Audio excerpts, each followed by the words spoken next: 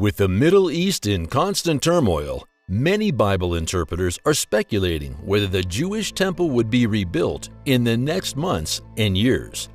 Today, I'm informing you that the Third Temple preparations and ceremony have begun.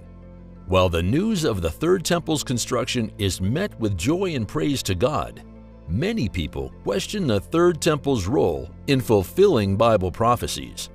If you want to know what the Third Temple building is all about, how it impacts Christianity, and if it is already in existence, then continue watching. We will answer all your questions in this video. Make sure to stick around and watch till the end. But first, we must start from the very beginning, the Feast of the Tabernacle.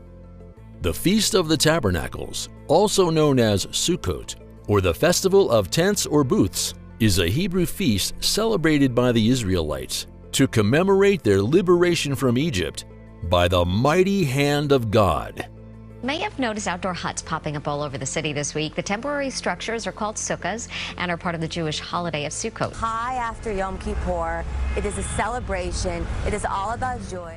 It is a 7-day autumn festival celebrating the Israelites' 40-year journey through the desert. Sukkot, along with Passover and the Festival of Weeks, is one of 3 biblical pilgrimage feasts when all Jewish males were asked to show before the God in the Temple of Jerusalem. The Jewish people built makeshift tents for this feast, just as the Israelites did while wandering in the desert. This joyful holiday commemorates God's salvation, shelter, provision, and dependability. It became the 7th and final feast observed by the Israelites after their deliverance from Egypt. The Feast of the Tabernacles is mentioned throughout the Bible, including in Leviticus chapter 23, verses 33 through 34, which says, "The Lord instructed Moses once more to inform the people of Israel that the Feast of Booths, which lasts 7 days, will take place on the 15th of this 7th month." Nehemiah chapter 8, verses 17 through 18 says, "The whole group of people who have escaped imprisonment built booths and occupied them. In fact, from the time of Joshua, the son of Nun, until that time, the sons of Israel had not done so, and there was a tremendous deal of joy. Every day from the start to the last, he read from the book of God's law. 7 days were spent celebrating the feast, and on the 8th day, a solemn assembly was held in accordance with the law." And other Bible verses like Ezra chapter 3 verse 4, Leviticus chapter 23 verses 34 through 43, and John chapter 7 verse 23. This Feast of the Tabernacle rejoices at a future time. God's presence will again dwell with us on earth. Sukkot was never forgotten because it was a holiday created by God. It was even observed under the reign of Solomon when he dedicated the temple on the Feast of Tabernacles holiday. He followed Moses' instructions by offering sacrifices on the Sabbaths, new moon festivals, and 3 annual festivals of Passover, the Harvest Festival, and the Festival of Shelters. All of these things are seen in 2 Chronicles chapter 8, verse 13. The Feast of Tabernacles and the Third Temple building. The Feast of Tabernacles and the Third Temple building are connected. This is because the feast celebrates a time when God will dwell again on earth with man in his temple. The temple was never an ordinary building or structure for the Israelites. It was supposed to be an earthly dwelling place for the Lord, according to Exodus chapter 25 verse 8, which says, "Let them build a sanctuary for me, and I will live Shachin among them." It was where the Israelites were supposed to go during the Tabernacle Feast. But since there was no temple in Moses' time, God had to keep the location of the Feast of Tabernacles hidden until it was time to celebrate it. For those who don't know, the Third Temple is a crucial part of the end times events that will lead to the rapture and signal the coming of our Lord, Yeshua. It is one of those phenomenal end-time events that is happening before our very own eyes. And it was supposed to happen after the prophecy of Amos, which says, I will return my banished people, Israel, and they will rebuild and reside in the shattered cities. They will establish vineyards and drink their wine. They will create gardens and devour the fruits of their labor. I will plant Israel in their own country, so that they will never be uprooted from the place I have given them again. Amos chapter 8, verses 14 through 15. Hebrew prophets predicted that Israel's exiles would return to the Promised Land in the end days, and that the temple would be rebuilt. These remarkable end-time feats are beginning to happen in our generation. This prophecy is being fulfilled now as Jewish people from all corners of the world have returned to Israel after nearly 1900 years in exile. Isn't it amazing to know that God's words never fail? The Third Temple. We want to show you a prophetic shift that occurred when the Temple Mount came back into Jewish hands. The Third Temple is the most significant prophecy of all time. The Third Temple is said to restore the light that left the Temple Mount when the Lord's divine presence left after Solomon's temple was destroyed. It is also believed that the Third Temple will reconnect all of God's creation with one another, as it is the holy temple that allows all of humanity to engage in a direct, dynamic relationship with God and allows each of us to reach our full potential. Once it is built, more and more end-time prophecies will come to pass, and it will only be a matter of time before the rapture takes place. The Jewish people are the ones to build the Third Temple, but many believe it can never happen. Around the world, many doubters declare that God has rejected the people of Israel and turned his back on them due to their rebellious acts. But the Bible does not say that.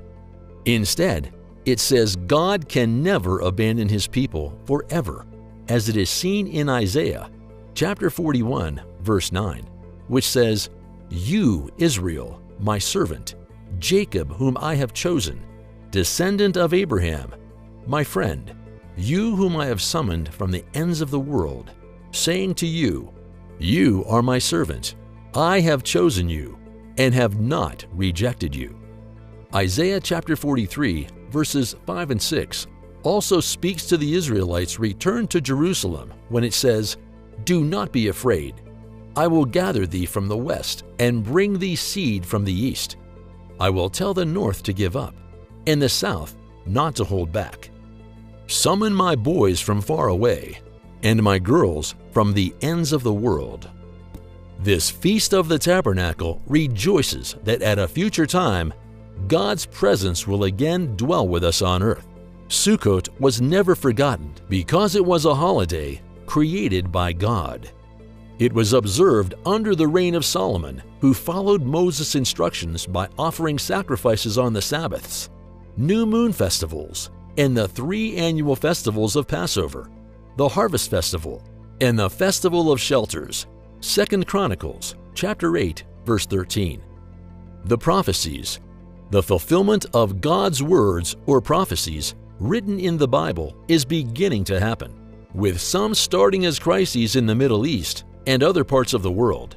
This brings to our memory what Jesus said in Matthew chapter 24, verse 34, which says, "This makes us remember what Jesus said in, 'This generation will not pass until all these things are completed. I assure you.'" We discovered important information concerning the function of a restored temple in the last days in the prophetic writings of the book of Daniel and the New Testament. Before the Messiah's return, the anti-Messiah will desecrate the Third Temple, according to the prophecies of Daniel and Yeshua. They both refer to this spiritual contamination in the temple as the abomination of desolation. This prophecy is beginning to take place, as there has been an announcement of rebuilding this Third Temple as prophesied in the Bible. We are convinced that this prince or ruler, Nagid, the anti-Messiah, will manifest precisely as Daniel foretells through the study of several end-time scriptures. According to Daniel, he will uphold a peace treaty for 1 week. commonly translated as 7 years, but he will fail to follow through after 3.5 years. This anti-Messiah will also make himself God, who exalteth and opposeth himself above all that is called God, or that is worshipped, so that he as God sitteth in the temple of God, demonstrating himself to be God. 2 Thessalonians chapter 2, verse 4. And he will confirm the covenant with many for 1 week, and in the middle of the week he will halt the sacrifice and oblation, and for the spread of abominations he will make it desolate, even until the conclusion, and that which is decreed will be poured over the desolate.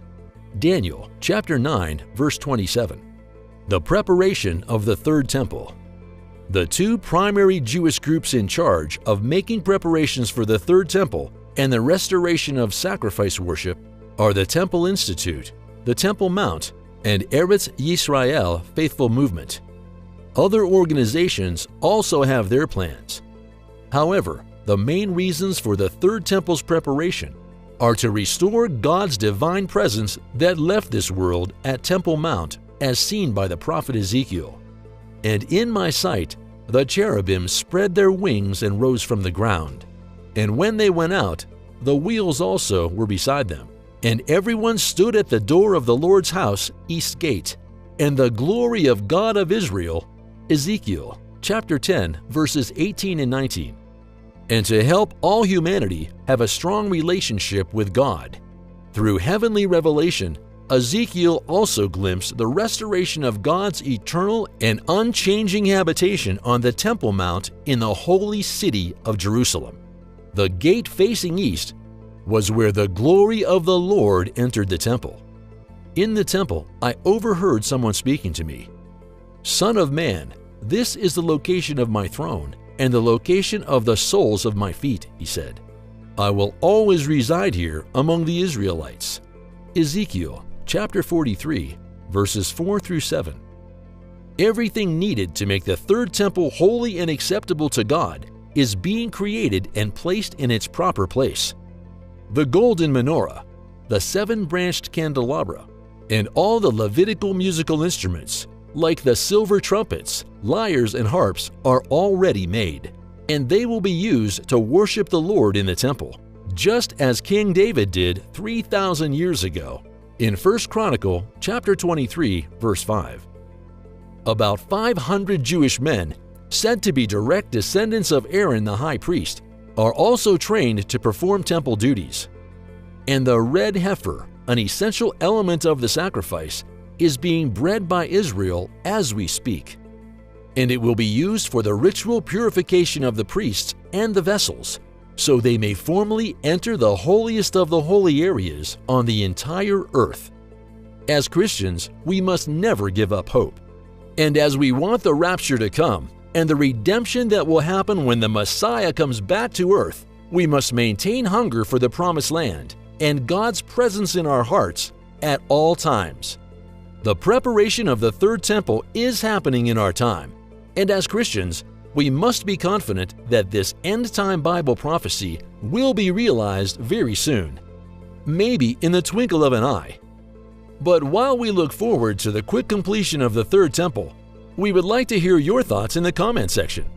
Do you believe this will be the final prophecy fulfilled before the arrival of the Messiah? Or are there still more prophecies that need to take place before the rapture? Don't forget to like and share our content if you enjoyed this video. Also, please subscribe and turn on post notifications so that you don't miss out on the next video. Thank you.